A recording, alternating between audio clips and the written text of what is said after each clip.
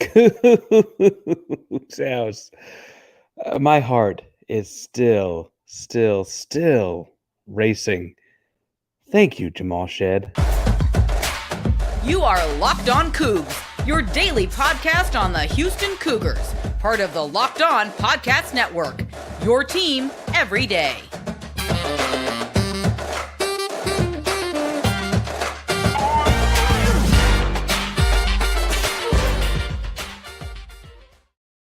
Welcome to Locked On Cougs, daily podcast all about your Houston Cougars. I'm your host, Houston-born teacher and coach Parker Ainsworth, here to break down all things Cougs. If you're a U of H fan, or in this case, just a hater came step by because you like good basketball, let us know in the comments down below and hit subscribe, like and comment the video to let us know you're here. I am all kinds of discombobulated after that big Houston Cougar win. I messed up my speech like 3 times.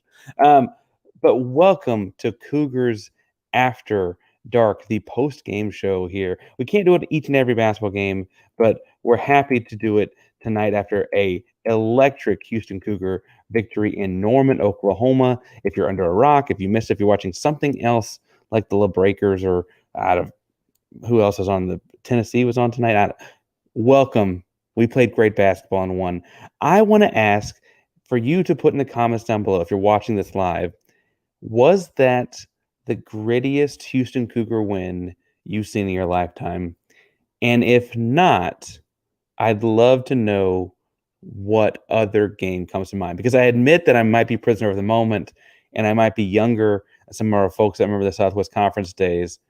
But dear Lord, that was a hard fought victory by the Houston Cougars. We got different people in the comment section here. We got, oh my God, what a finish out of Walter. David Moe says clutch, space out in all caps. Spectacular game tonight. Walter would add later that, man, I was sweating hard that last 10 seconds. Jamal, such a baller. Love this year's team so much hard. And Stats Chew has a question to ask in a moment. We may ask that some in a second as well, Stats. I cannot believe what I just saw. I thought for sure the game was going to slip away from Houston on the road. It slips away from so many teams on the road. Today, we got 3 segments. First, talk about heroics in March, because as we're recording, it is Texas Independence Day. Happy March 2nd. And we have heroics on the court from Houston Cougars as well. Big guys stepping up. When talking about that in the second segment, some guys that stepped up in a big way in this one. And then third, and finally, I want to look around the Big 12 a little bit, because this game ended up having some big time impact. Tim Cobb says unbelievable injured player and team win. And then Crush City Cole says culture that defines the moment here. Now, the March heroics, I think, obviously the headliner here is, if you've been under a rock, if you, again, were not watching, Jamal Shead here is celebrating after winning the game with a tough putback, short corner dunker spot jump shot after initially missing a shot, and then J1 Roberts tipping the ball back out to him. Jamal Shead spent a lot of the second half kind of playing on one leg. He looked like we had a giant heat wrap on his knee. Haven't heard or seen any reports from the post game on that one. Pretty tight-lipped there, obviously. Came out and hit the game winner for what it's worth. But you have March heroics in this game as well from J1 Roberts, playing the entire second half with stitches in his hand he received just before halftime. Stitches in his right hand. He was visibly catching the ball with one hand, rebounding the ball with one hand, passing the ball with one hand, only scoring the ball with one hand. Tremendous effort there. You had LJ Cryer sensing all the guys being out, the Javier Francis foul trouble and stuff like that, stepping up and going 5 of 9 from 3, 9 of 17 from the floor, 23 gigantic points out of Cryer. Emmanuel Sharp had 11. It was 3 of 5 from 3, and frankly 3 of 4, except if you like the shot clock jack he had in the last 2 minutes there. And just big time after big time moment and play. Lots of March heroics to go around. Here's the deal: as talented as this team is, it's going to be a team that needs this throughout the entire month. And I know that's kind of weird and hard to think about, but they're going to need guys to play special and have special moments like they did tonight. We got all kinds of Rusty, Thank you. Thank you for being here. And then Walter adds something about the haters. I got to say, I look at this game and Jamal Shead's performance as like, and I mentioned if you have a grittier moment to let me know, as the grittiest game I can think of. I think like beating Arizona felt similar. It was a March Madness game, so I think it obviously like carries more weight in my head once I calm down tomorrow the next day. But when you factor in that you lost JoJo Tugler for who knows how long, really, before the game. And in the post game, I saw, I think it was Ryan, but it might have been someone else. Ryan Monso, go Coogs. Someone asked Kelvin Sampson about that timeline, and Sampson was just like, I'll know more when John Houston talks to him. Not very open about it. So you lose JoJo Tugler for who knows how long. You lost Ramon Walker last week. You lost Terrence Arsenault before really the season even got off the ground. And like I said, guys hurt in this game. Jamal Shead hobbling around on one leg and Jalen Roberts with one hand. I look across the board here and think like with all those factored in, and plus you only get Javier Francis for a handful of minutes because he's in foul trouble. He had 2 silly fouls along the way to his 5 fouls for its worth, but he played just 12 minutes. So on a team that really functionally had 7 of their normal rotational pieces, you had a guy play 12 minutes because of foul trouble, and you had a starter play with stitches and a starter play with a bum knee. That means you're pretty consistently playing with 4 healthy bodies on the floor. I can't get over it. I don't. Oklahoma has to be besides themselves. They did everything that would have pulled off the upset. They shot out of their head from 3. They shoot 33% on the season from 3-point line, 48%, right? 48% from 3. And they were covered 3s. They were good 3s. The Darthard kid, or whatever how you pronounce it, how you pronounce his name, he averages 5 points a game on like 8 minutes a night, or maybe it's 10 minutes per night. He played 23 minutes and went 5-7 behind the arc, right? They did all the things that you'd anticipate them doing to pull off the upset. They got to the free throw line, got 15 of 18, got 18 free throws at home, or 15 of 18 from the stripe. They got the weird bounces down the stretch where the rebound goes along here and gets tipped back there. They got all those things, and it doesn't matter. Houston wins anyway. Tough people win. Tough teams win. This team just wins. J1 is a soldier. I actually like.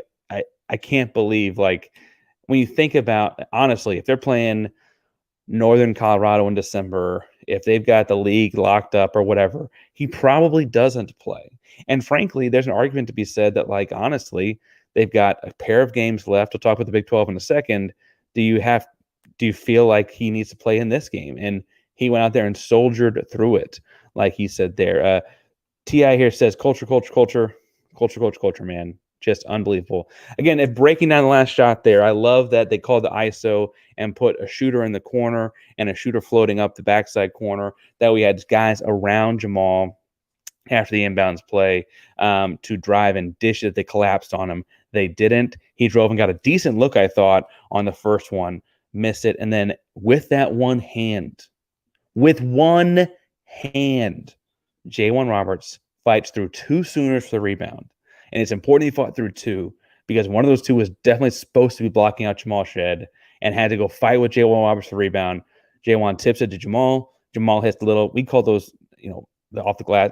We prefer our kids shoot off the glass from right there. But little short corner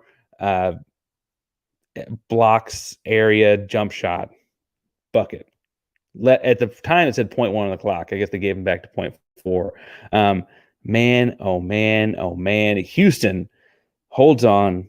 Big heroic victory in that one. Now, you could argue Houston's just driving in the driver's seat here, taking things over control in the conference, et cetera, et cetera. And that's my somewhat not so great segue to talk some about Nissan. Now, Nissan has all kinds of things to put you in the driver's seat of the perfect vehicle for you and your lifestyle. It's kind of drive likes to push things. Ever wonder what kind of an adventure could be around the corner? Our friends at Nissan have a great lineup of SUVs with all the capabilities to take your adventure to the next level, like the Nissan Rogue. It's perfect for city drives, great escapes, class executives. They have all kinds of executive type things with Google built in. If you're gone for days, you can connect to your phone, Google Assistant, Google Maps, Google Play, etc. The 2024 Rogue is the perfect mid-size crossover for you and your next adventure. Take the Nissan Rogue, Nissan Pathfinder, or Nissan Armada and go find your next big adventure. Shop NissanUSA.com. So I want to talk some about stepping up, and obviously I could pull my Jamal Shead picture back up and talk about how stepping up means making the game winner at the end. But I want to talk some about guys that stepped up in this game. And honestly, it's like all of the bench guys. Can I say all of the bench guys? I could point out that, again, Cryer put them on his back from a scoring perspective in the second half. We saw that J1 was not himself and that everyone else was, not going to be themselves, right? I can talk about Sharp down the stretch. But I want to talk about the three guys that came off the bench: Malik Wilson, Damian Dunn, and Said Lot. Malik Wilson, X factor in this game. Absolute nails. Played 24 minutes, made all 4 of his field goal attempts. But the deal was all of the other stuff he did, 5 rebounds, they're all skying through, deflections to the rim, a gigantic block down the stretch in which he got beat initially in the dribble, does not give up on the play, and comes up and pins the guy's shot off the backboard, and what would have been a game-tying layup situation. Huge effort out of him. Great rebounds, great tips out to shooters and stuff like that, instead of when he couldn't get the rebound himself. Honestly, Malik Wilson completely shifted this game in a way that I don't know that he does 2 months ago, and he certainly wasn't quite ready yet a year ago. That's why they redshirted him, right? Malik's length, his speed, and his tenacity changed the outcome of this game in the 24 minutes he was on the floor. And to answer a question that was asked earlier, Stats asked about with Tugler out, what do you think about new lineups and things like that? I think the length and speed that Wilson played with there shows that for stretches of time, he can be your power forward, and he can do it efficiently and effectively. Again, he at times got placed with a bigger power forward on him and just blew by him to the basket for layups. I mean, he really did a little bit of all the things you needed him to do. Didn't really make any mistakes that come to mind as far as jump off the page mistakes either. Which takes me to my guy Damian. I know Damian gets hated on a lot, and I'm not a gigantic message boards guy, but Damian Dunn is an easy target because, at the end of the Baylor game, he's in the wrong spot at the wrong time, missed a free throw. Or he's still the guy that's taking the longest time to adjust his game into what Houston does in offense, right? And different things like that. But I want to stress one thing. He went 2 of 2 for 3. If you're a guy that does not see a three-point basket go in legitimate weeks and months in a game-time situation at this point, pulling the trigger to shoot those on the road in Norman in that environment with that team, I mean, not an easy thing to do. And he did it twice. Now, selfishly, if you saw my live tweeting of the game, I obviously want him to do it more, right? There were times where he caught the ball on kickouts that could have been a quick catch and shoot. He hesitates for half a second. He doesn't have the catch and shoot anymore, and he makes a mistake. But on the whole, his 8 points, obviously in a 2-point win, are huge. And I want to continue to praise the guy for finding those shots, right? For trying to fit in. I mean, it is not easy to go from being the man in Temple, right? And he is a darn good basketball player. The man up at Temple to come down to being a part of the machine that is this offense, right? It's a pro-style offense.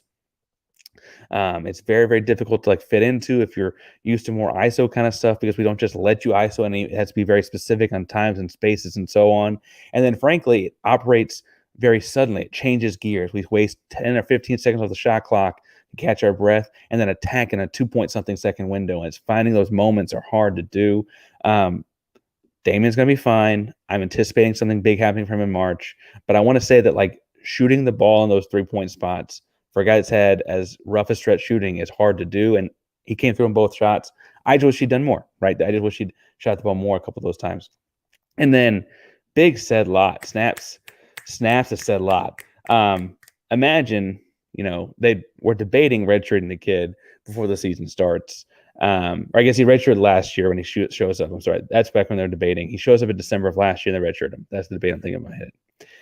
He then comes in this season. He sees J1, he sees Javier, and he sees JoJo. He's like, I'm not getting on the floor with those guys, right? He sees Ramon Walker, Terrence Arsenal as stretch four types. I'm not getting on the floor with those guys. This is a development year for him. He plays legitimately like 2 minutes at the end of blowout games for the majority of the season this year. And then Big Sid gets told, hey, JoJo's in a walking boot. We need you to go. Now, I know he played just 10 minutes, and there was one or two plays, especially defensively, giving up a three when he first got out there, where it looked like he was new to the game. But, man, for a guy that's essentially, I know he's technically a redshirt freshman, but essentially a freshman, a true freshman, because his redshirt is second half of his senior year last year, to just coming into his first real game action of the entire season is in a sold-out Norman, Oklahoma for Kelvin Sampson's return very suddenly, I might add. Not that he had a whole lot of time to mentally prepare for this, to get out there and do that and frankly fight for a couple of rebounds, get a big block, tip the ball out to shoot. Like all those different things, like that is the culture at work in a way that I don't know that we fully get to see, right? The fact that he was ready for that moment is Kellen working with the bigs. It is Quantis hyping the guys up. It is Hollis getting the guy's head right. It is all aspects of the culture of this program, right, working together to have that kid ready for that moment. Now, I bet if JoJo really does miss extended time, and the telecast use extended time very vaguely, and again, post-game, it doesn't sound like Kelvin was giving away any clues. I will say post-game Baylor, he flat out said Ramon Walker's done. Post-game Oklahoma, he didn't say that about JoJo. I think that's worth keeping an eye on, right? But said, people, haters will say it's just 10 minutes. I think it's worth pointing out that was a difficult 10 minutes to find yourself in. Malik, yes, is the X factor of the game. We got Shead better than Kolick. Good call. Tank the last two, got to call it all in for March. Let Locke get some big minutes. I'll let Malik get that playing time, which Jamal get some rest. I don't hate that. What I bet happens, Walter, is you see if they lock up, like if they win the last two of the regular season, I bet you see them kind of punt on the conference tournament. We've seen schools do that in the past and still get number one seed because they go from like number one overall to like the third number one seed or whatever, and that's fine. Still get to play through Dallas, which is fairly close to home, right? I could see that happening. I don't see them punting on UCF and Kansas. I just don't see it. I could see them punting on the Big 12 tournament, or at least like playing guys in different rotations I would typically see. Dunn is a player. Walter's been active. I like it, Walter. I like it. And then Dan says, good game, Cougar fans. I'm pulling for the rest of the season. We miss having a good coach like Kelvin. Thank you, Dan. I appreciate fans from other folks, fans from other places and other folks tabbing in and not being haters, being guys that respect the basketball. Because frankly, I was really scared coming into this game at that McCollum kid. I got to be honest. I was really scared about him. And I got to be honest, like if you'd have told me that they shot 12 of 25 from three and 15 of 18 from the free throw line, I really would have thought, especially with JoJo Tugler out, Houston lost the basketball game, right? And so impressed by Oklahoma for sure. Tremendous atmosphere on television. I mean, the crowd is radiating through the speakers, right? I mean, impressive, say the very least. So thank you, Dan. Thank you for stopping by. On the whole, though, into the segment, I got to say, keep paying attention to how those guys are improving, because they're going to need a moment in March from Wilson, from Dunn, from Sharp, from someone. Like, think about last year's team and like the second round game against Auburn.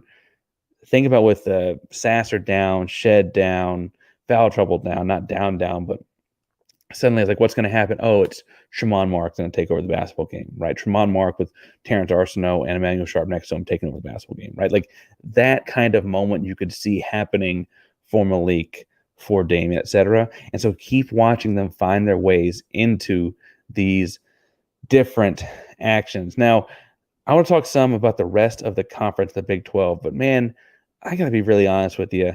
I am feeling like continuing to win. And if I want to go continue winning, I'm going to go do it at FanDuel, America's #1 sportsbook, because right now you can go get buckets with your first bet on FanDuel. They have this cool deal where if you put down a $5 bet and it hits, get $150 back in bonus bets, $150 back in bonus bets if your pick wins. That's quick bets, same game parlays, exclusive props, and more. They got the NBA and college. I would point out that Houston is at plus 700 to win the whole thing. They are only at plus 160 to hit the Final Four. Get those bets in before the bracket comes out, because I bet that those things don't get any better than that. Just go to FanDuel.com/locked-on right now. Tell them that we sent you. FanDuel, official sportsbook partner of the NBA. All right, so as I look around the conference, I admitted that I might have punted this game, at least rotationally so. Not, you don't ever tell your guys to not play hard, but like when J1 was down, you might have seen Ryan Elvin in the game for me, right? Who is as good a shooter as anyone in America, but has other parts of the game still working on, right? I might have put him in the game out there just to kind of alleviate some of the minutes off of other guys, kind of get healthy and try and push for Central Florida next week and Kansas next weekend.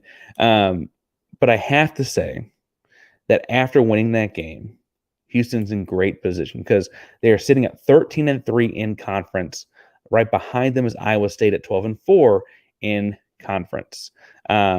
However, what it looks like is going to happen there is that they share the Big 12 title, right? It's going to some sort of a point differential kind of thing for the aggregate who gets the number 1 overall seed in the conference tournament, and that goes Houston's way. Houston's right now with 1 game on them and up 3 games on Baylor, who sits at 10-6 in the conference. So really, what you're looking at here is with 2 games to go, you've almost completely locked up a share of the conference title, right? Because Baylor could win out and I guess push you, but you've got the tiebreaker with them. Behind them, you got Texas Tech and Kansas, both at 9-7, 4 games behind.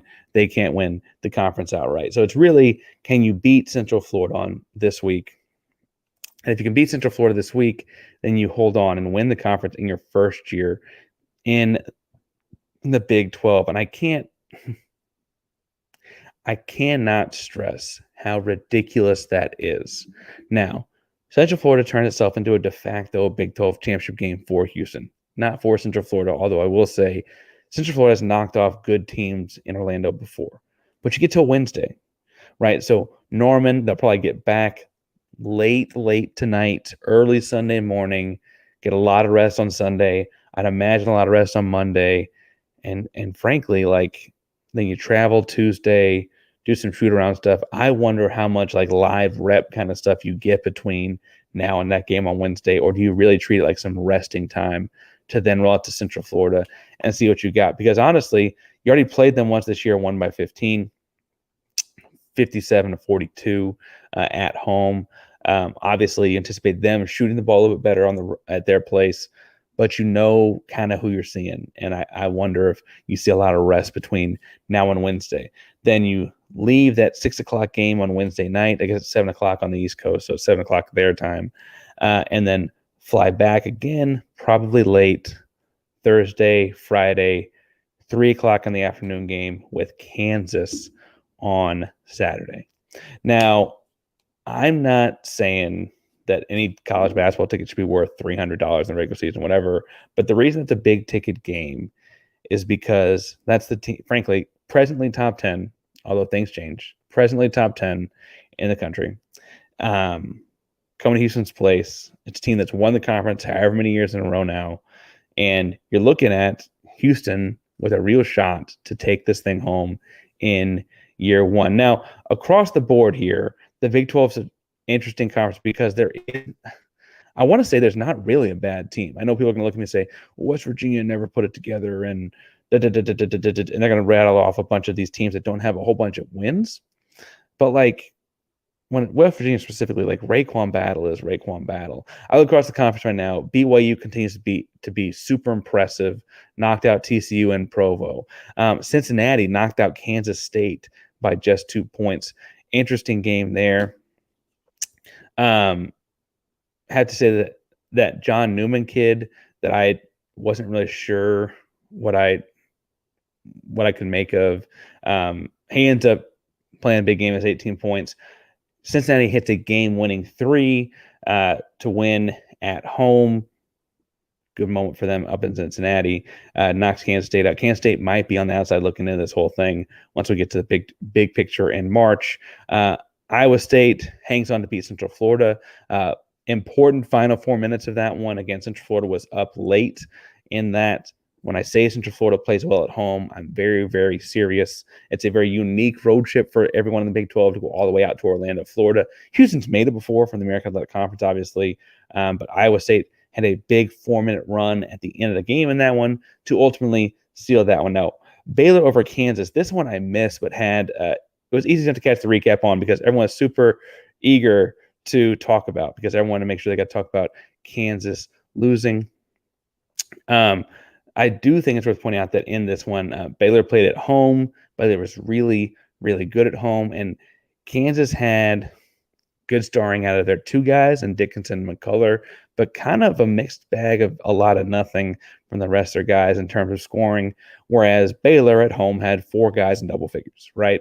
That's kind of the MO for Baylor when they're at home is to get 4 guys in double figures, and so obviously that's difficult for anyone to beat, so I don't want to make – I said to say that I don't want to look like people are like, well, Kansas can't beat anyone on the road. Like Baylor's really good at home too. I know Houston beat them, but it took everything Houston had to hold on and win that game. And so, I just, it's interesting to look across because I don't think there's any bad teams.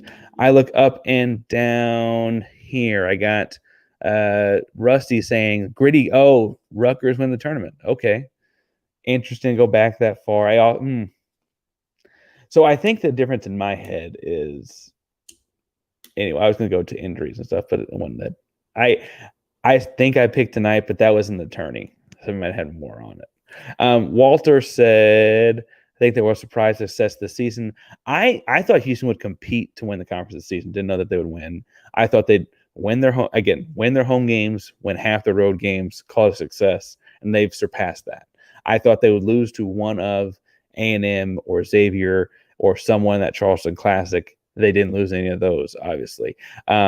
They've surpassed I had high expectations and surpassed my expectations. The Line Edge says Lott has to step up now. I think he's shown that he's got something in there. He's a giant, and I think that'll be impressive to see. We'll see what JoJo's official diagnosis is. We have no more bench players, though. They continued after these guys, everyone redshirt unless they want to play. I think you'd probably play Elvin over tearing a red shirt. Interesting question to have to answer if we don't have to answer it. And yes, Sampson said Elvin's better than people think, but plays him like a sideshow. Let him play some valuable minutes. I think the interesting thing is there are things Ryan Elvin does that, frankly, he'd probably play a lot of minutes on other Big 12 teams. He's a tremendous shooter on movement. He's smart. He plays incredibly hard. I think the real key here is that to play the defensive level of intensity that Houston plays with, like it takes a very special, not just everyone can do this, right? And so I know that Elvin is like close. He's been close for a long time. And we may get to see him. We may get to see him play it out. Man, can you imagine if I talked about moments in March happening earlier? Like I said, one of these guys is going to have one in the tournament. Just got to figure out which one it will be and when. What if it were Ryan? How nuts would that be? Jamal is National Player of the Year. If I get a vote, I don't get a vote, but he would be mine. Like Shisha gets some rest. Remember last year he was hurt in the tourney. He was like worn down in the tourney. There was no diagnosis on his injury or whatever. But it was like knees are tired, hips are tired, legs are tired, and I think that that's a valid concern. I think they did a great job resting him the first half of the season, and then blowouts they tried as best they can to get him out of the game. But I think that's a valid concern. I'm not trying to get anything past that. Man, okay, I got to be completely honest. I have the baby monitor here. I got to get some rest because this is going to be up in a little bit. So I want to say thank you all so much for tuning in to Locked on Cougs. Cougars After Dark. What a freaking Saturday. Little guy and I went to the zoo today, and now we get to watch the Cougars win. And I got Long Beach State on the television. Long Beach State's getting crushed by UC Irvine. Wow. That's just on television behind me. I gotta say, it was a fun night to be a Houston Cougar. Obviously, on a second watch with a more critical eye. There'll be things to fix. That'll be Monday's more traditional episode of Locked On Cougars. We talk about all kinds of things, breaking down the game. But tonight, I want to sit down and get to enjoy the win, bask in the win a little bit with you guys. So thank you all for joining me and hitting up Locked On Cougs each and every day. Again, lots of different post-game shows to choose from. And frankly, as a fan, before I was doing this, I'd recommend all those other ones, right? And now that I've recorded my own post game, I can go check out theirs. I don't like to listen there before I do mine because I feel like there's too much cross-contamination there. But all the shows are great. Make sure you tune into all. Thank you for tuning into this one as well and making us your first listen each and every day here at Locked On Cougs. Locked On Cougs is a proud member of Locked On Podcast Network. That means your team, our Cougs, are number one in America, Houston Cougars, each and every day. Go Cougs.